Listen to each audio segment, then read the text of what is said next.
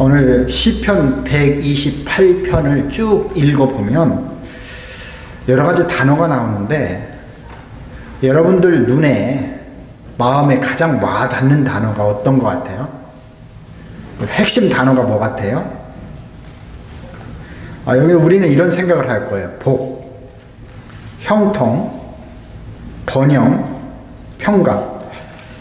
우리들이 다 좋아하는 단어입니다. 참 소원하는 거고 희망하는 단어입니다. 그런데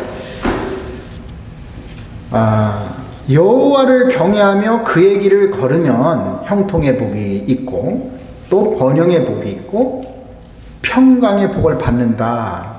우리가 이렇게 이해할 수가 있어요. 우리는 늘 세상적으로 형통하고 번영을 누리고 평강 가운데 있는 것이 복이라고 생각을 해요.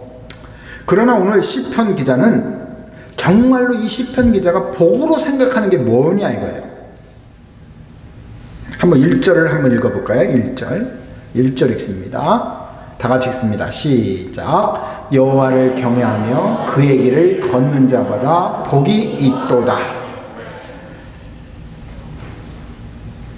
그러니까 오늘 시편 기자는 그런 거예요. 여호와를 경외하며 그 길을 걷는 것 그 자체가 복이라 이거예요. 그러니까 복이 있도다 이 원문이 아슈레인데 이 복이 있도다 아슈레는 감탄사예요. 감탄사. 그의 길을 걷는 자 복이 있도다 복되도다. 여호와를 경외하는 자 복이 있을지어다 복되도다. 복이 있으라. 그러니까 여호와 하나님을 경외하는 그 자체, 여호와의 길을 걸어가는 그 자체가 복이라는 거예요. 그러면서 이 시편 기자는 지금 감탄하고 있어요. 감격하고 있는 거예요. 여기 히브리어로 이 두려움이네. 이 경외라는 것은 두려움이라는 뜻인데 히브리어로 야레입니다. 영어로는 뭐냐면은 fear good. 좋은 두려움이에요. 좋은 두려움. 그러니까 경외라는 말이 한자로도 그렇잖아요. 존경과 두려움을 포함하고 있거든요. 그냥 그분을 그냥 단순히 생각하면서 두려워하는 것이 아니라 너무나 존경스러워서 그분이 너무나 사랑스러워서 두려워하는 거예요. 여러분 하나님의 백성들이 보니까 성경에 보니까 하나님을 인식했을 때 두려워합니다. 두려워해요. 베드로도 하나님 만나니까 두려워하잖아요. 모세도 하나님 만나니까 하나님을 인식하니까 두려워하잖아요. 여러분 집에서 아들이 아버지 두려워하나요? 이 아들이 아버지를 두려워하는 것은 공포적인 그런 두려움이 아니라 아버지가 너무 좋은 거예요. 아버지가 너무너무 존경스러운 거예요. 그래서 내가 그렇게 좋아하는 아버지, 내가 그렇게 존경하는 아버지에게 실망을 주면 안 되지. 아버지의 뜻이 있는데 내가 아버지의 뜻대로 살아가야지. 혹시 내가 아버지의 뜻대로 살지 않아서 잘못된 길로 가면 혹시 아버지에게 상처를 줄까봐 오는 두려움, fear good, 좋은 두려움이에요. 여러분의 가정에서 아버지를 두려워하는 것이 복입니다. 아버지 정말 두려워하는 사람 곁길로 가지 않습니다. 죄 짓지 않습니다. 정말 우리 성도들에게 복은 뭐예요? 하나님이 우리 아버지라고 하는데 아버지를 경외하는 사람 복된 성도입니다.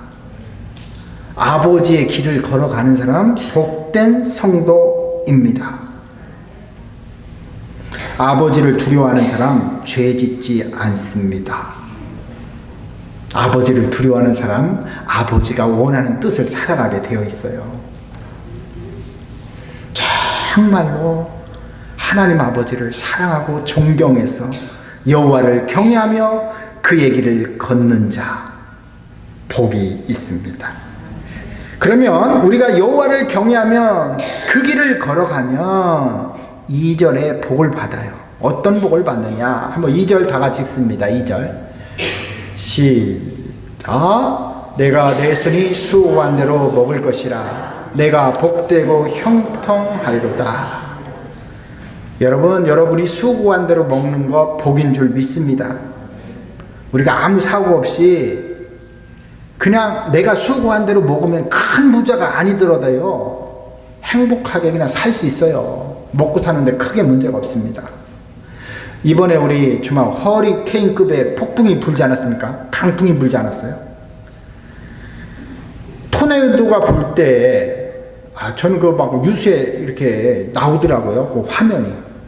막 토네이도가 불 때 보니까 그동안 먹지 않고 모아서 집도 사고 자동차도 좋은 거 샀는데, 그 집이 그냥 어디 갔다 와 보니까 자기 집이 없어진 거예요.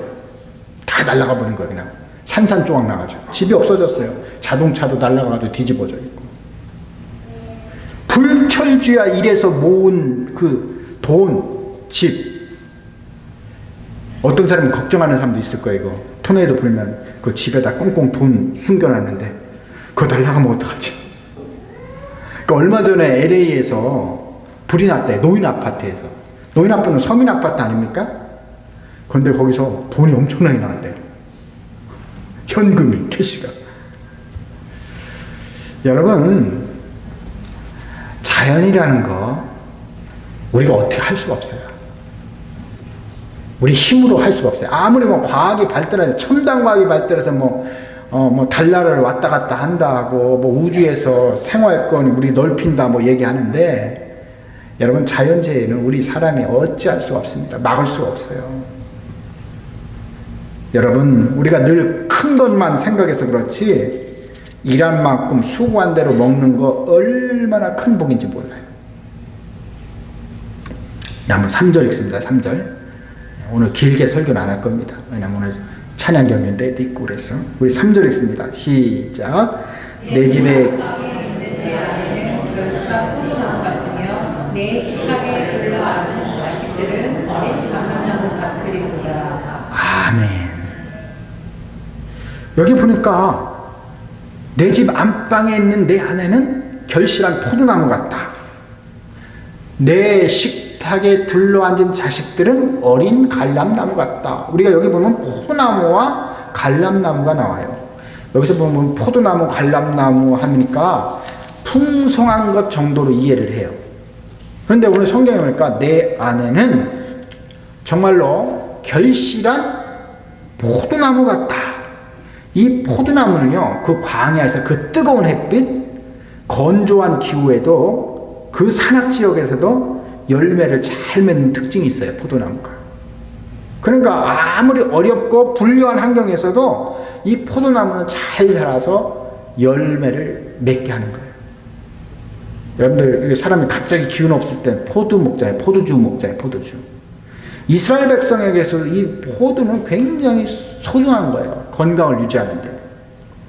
그래서 이 포도, 히브리인들이 생각할 때 이 포도나무 하면 안정된 생활, 평화와 번영을 상징하는 나무예요. 바로 여호와를 경외하며 그 길을 걷는 가정, 이런 아내, 포도나무와 같은 그 아내와 함께 한 상에 둘러서 밥을 먹는다는 거예요. 이게 놀라운 축복이에요. 그 다음에 내 상에 둘린 자식, 내 식탁에 둘러앉은 자식들은 어린 갈람나무 같다. 이 갈람나무도 보면은요, 이스라엘이 사막 지역이라 물이 별로 없어요. 굉장히 건조합니다. 기온이 굉장히 높아요. 하지만 잘 자라요. 사막 지역에서. 그래서 이 갈람나무가 어떻게 쓰이냐면 식용으로도 쓰이게 되고, 의약품으로 쓰이게 되고, 등유로도 쓰이게 되고, 미용으로도 쓰이게 되고, 다용도로 이 갈람나무가 쓰임을 받게 됩니다. 그래서 이 갈람나무는 올리브예요. 올리브. 우리 여러분 올리브 그 열매 먹잖아요. 그 유럽 쪽에 가니까 올리브, 어디 식당에 가도 올리브 굉장히 좋아하더라고요. 올리브 빼면 안 되는 것 같아요. 보니까 다 음식에 나오더라고요. 이 올리브는 하나님의 복과 평화를 상징하고 힘과 번영을 상징합니다. 그래서 이 여호와를 경외하며 그 길을 걷는 가정에서 그 아내와 정말 갈람나무와 같은 이 아이와 함께 밥을 먹는 거, 그 자체가 복이라는 거예요. 근데 이 갈람나무가 보니까 올리브 나무가 나무를 금방 심잖아요. 금방 열매를 맺는 게 아니에요. 보통 첫 열매를 7년 후에 열매를 맺는데요. 7년 후에. 그리고 그래도 적어도 제대로 된 수확을 얻으려면 15년이 걸린대요. 그런데 이 올리브 나무가, 갈람나무가 깊이 뿌리를 내리면은 35년 정도 되면은 그래도 좀 좋은 상품이 열매를 맺기 시작해서요, 계속해서 100년 동안 열매를 맺는데요. 그러니까 그런 하나님의 길을 걷는 사람, 여호와를 경외하는 그런 가정은 그런 아내와 그런 자식들과 함께 밥을 먹는 게 놀라운 축복이라는 거예요.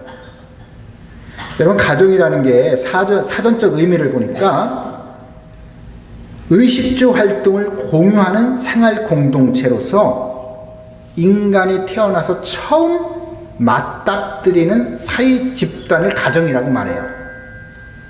그러니까 이 가정의 집단, 사정적 의미를 얘기하는 거예요. 이 가정 구성원 간에 정신적 지지가 일어나고 마음의 안식처가 이루어지며 공동생활이 이루어지는 공간, 집단, 장소를 뜻한다라고 사전에서 이야기하고 있거든요. 여러분, 가정에서 가장 중요한 게 뭐라고 생각하세요?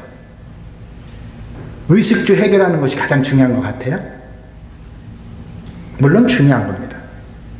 그러나 오늘 찬양대에서도 오늘 찬양을 했는데 가장 중요한 것은, 가정은 함께하는 거예요.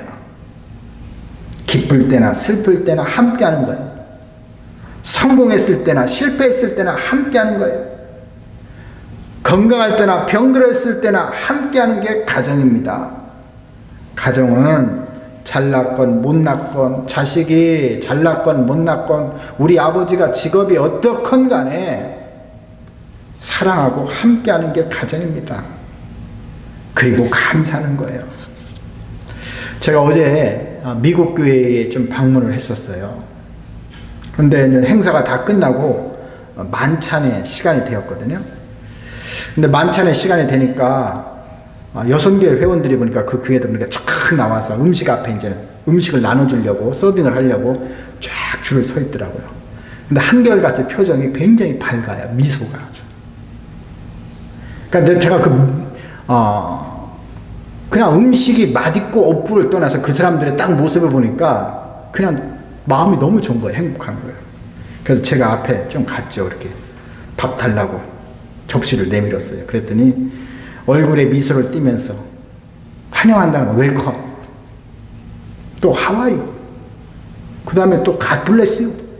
근데 거기 있는 사람들이요, 다가 한 5-6명 서 있었거든요. 한 명씩 다 인사를 하는 거야. 제가 이렇게 접시를 가져가는데. 그러면서 제가 좀 이렇게 머뭇머뭇하고 있으니까 Would you like to have some more? 더 드릴까요? 그래서 제가 그 음식을 이제 다 먹고 이제 디저트를 먹으러 갔어요. 디저트를 먹으러 갔는데 하나는 초콜릿 케이크 크더라고요. 그리고 일반 케이크 있어요. 하얀 거 있어요. 약간 노란 빵으로 된 케이크 있고, 하나는 치즈 케이크 있어요. 그래서 이제 제가 케이크는 별로 안 좋아하지만 그래도 치즈 케이크 하나 먹어야 되겠다. 하나도 저는 잘 못 먹어요. 사실 치즈 케이크 조그만한 거. 그래서 이제 치즈 케이크 이제 달라고 이제 했어요. 그랬더니 제가 이제 좀 가만히 치즈 케이크 하나를 받고 가만히 서 있었어요. 그랬더니 이 사람이 하나 더 줄까요? 2개 더 줄까요? 하는 거예요. 그래서 제가 볼 때 저는 왜 거기에 서 있냐면은 거기 딸기 거기다 올려줄 줄 알았어요. 그랬더니 아무 소리 안 하니까 이 사람이 안 올려준 거야. 그래서 내가 치즈가 더 필요한 게 아니라 그 딸기 소스 좀 올려달라고. 그래서 제가 숫자를 보니까 거기 온 사람들 숫자를 볼 때 치즈 케이크 저 하나 더 주면 다른 사람 못 먹을 것 같아. 근데 물론 그 치즈 다른 케이크까지 다 하면 충분히 먹고도 남아요. 아마 저 옆에 교회 교인들 같으면 자기가 다 그 치즈 케이크 좋으니까 챙겨놨다가 아마 가져갔을 것 같은데 그게 미국교회 성도님들은 보니까 다 이제 거기 성도님 거기 모여 있는 분들 다 챙기고 또 마지막에 그 분들이 와서 식사를 하더라고요. 사실 요번에 강풍으로 인해서 뭐 우리 성도님들도 전기 안 들어오는 집이 좀 많이 있었습니다만은 저희 집도 전기가 좀 안 들어와서 조금 불편은 했어요. 그래도 감사한 것은 물이 나와서 물이. 지난번에 우리가 한파였을 때는 물도 안 나오죠. 전기도 안 나오죠. 춥지. 그랬거든요. 근데 이번에 물이라도 나오니까 얼마나 감사한지 몰라요. 근데 휴스턴이 덥더라도 밤에 샤워하려니까 따뜻한 물 안 나오니까 그렇게 유쾌하진 않더라고요. 춥더라고요. 감기 들려고 하더라고요. 근데 저는 딱 그냥 전기가 안 나오고 목요일날 안 나왔는데 목요일날 저녁에 안 나오는데 전교에 있어서 연락이 왔더라고요. 최소한도 복구되려면 일주일이 걸린다고. 그래서 저는 목요일날 전기하는데 이제 금요일날 아침에 좀 생각이 되는 거예요. 이거 일주일 동안 안 나오면 이 음식이 다 상할 거 아니냐, 다 녹을 거 아니냐. 그래서 저는 금요일날 하루도 안 지난 거죠. 다 음식을 거기 녹기 전에, 상하기 전에 푸르지 않은 거는 다 그냥 주변 사람 갖다 줬어요. 그냥 다 냉장고 깨끗하게 비웠어요. 그래서 뜯은 거 갖다 줄 수가 없잖아요. 뭐 마늘, 예를 들어서 파를 이렇게 샀는데 뜯어놓은 걸 어떻게 또 갖다 줘요. 그거를 뜯어줄 수 없고, 뜯어져 있는 거는 제가 이 파를 어떡할까 고민하다가 이거 파김치 담아야 되겠다. 그래서 잘라가지고 파김치 담고, 마늘도 있잖아요. 마늘도 뜯어놓은 건 내가 남을 줄 수가 없잖아. 뭐 뜯어놓은 거 얼마든지 먹을 수도 있지만 마늘은 간장 있는데 그 간장에다 다 넣어놨어요. 그래서 사실 버린 건 하나도 없어요. 그러면서도 이게 나눌 수 있다는 게 참 감사하더라고요. 너무 감사하더라고요. 기쁘더라고요. 우리 모든 성도들은 주 안에서 식구입니다. 식구. 식구라는 말이 뭐예요? 먹을 식, 입구. 같이 집안에서 한 공동체 안에서 밥을 먹는 사람을 식구라고 해요. 식구. 특히 우리는 어때요? 하나님 아버지가 나의 아버지가 돼요. 그 아버지가 어떤 분입니다? 어떤 분이에요? 만왕의 왕이라고 우리가 고백을 하잖아요. 왕이시다. 왕이신 그 아버지를 모시고 아들과 딸이 먹으면 아들은 뭐예요? 왕자가 되고 여자분들은 공주가 되는 거예요. 함께 이 하나님의 몸된 교회에서 하나님 아버지를 모시는 그의 자녀들이 왕자와 공주님들이, 우리 왕자님들도 계시고 공주님들도 계시는데 함께 식탁의 교제를 나눈다는 게 놀라운 영광이고 축복이에요. 여러분들 우리 미국 대통령님 이렇게 모시고, 아니 뭐 다른 나라 대통령이 이렇게 함께 식사를 나누면 굉장히 영광스럽게 생각을 안 하겠어요? 근데 하나님 아버지가 만왕의 왕이에요. 여러분들은 특별한 정말 축복받은 그런 믿음의 성도인 줄 믿습니다. 우리 가정에서 자녀가 먹는 것을 보면 얼마나 엄마가 기쁘겠어요. 행복하잖아요. 야, 음식 더 있으니까 더 먹어라. 맛있게 먹어라. 남김없이 먹어라. 이것이 바로 가정 같은 교회의 모습이고 초대교회의 모습이고 앞으로 또 우리의 교회의 아름다운 모습이 되기를 축원합니다. 사랑하는 성도 여러분, 진정한 복은 여호와를 경외하며 그분과 함께 길을 걸어가는 거예요. 광야 같은 세상을 살아가지만 주님이 함께 하십니다. 놀라지 마십시오. 두려워하지 마십시오. 내가 너와 함께 하겠다. 너와 함께 하는데 우리 주님이 약속하셔요. 세상 끝날까지 내가 너와 함께 하겠다. 오늘도 감격함으로 감사함으로 여호와를 경외하며 그 길을 걷는 복된 믿음의 성도님들 다 되시기를 예수 그리스도의 이름으로 축원합니다.